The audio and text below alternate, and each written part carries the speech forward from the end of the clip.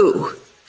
And the idea is to create a whole new set of laws and ignore the existing human rights laws and other laws under the pretext of pandemic preparedness and the biosecurity agenda. The WHO is developing through all its nations, but with the WHO Directorate in the United States in charge, a pandemic treaty and amendments to the existing international health regulations that will remove the human rights protections currently embedded in the IHRs, will enforce surveillance, censorship, get rid of freedom of speech, require governments to censor and only push a single narrative.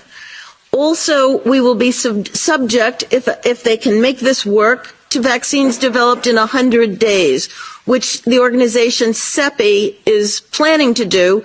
And one of the people who founded CEPI was Jeremy Farrar, who is now the chief scientist at the WHO, to bring this forward.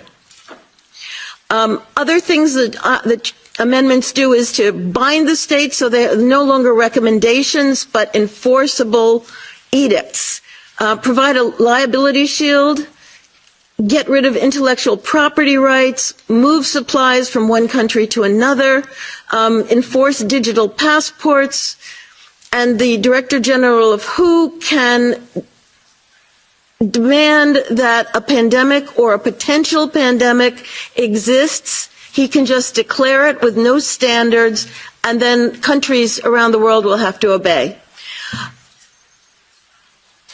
Also, the WHO will tell you what drugs you can and can't use in your nation once a pandemic is declared.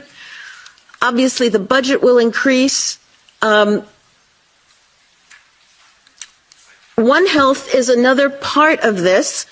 One Health is a concept that was created to enable the WHO, with these documents, to take over jurisdiction of everything in the world by saying that climate change, animals, plants, water systems, ecosystems are all central to health.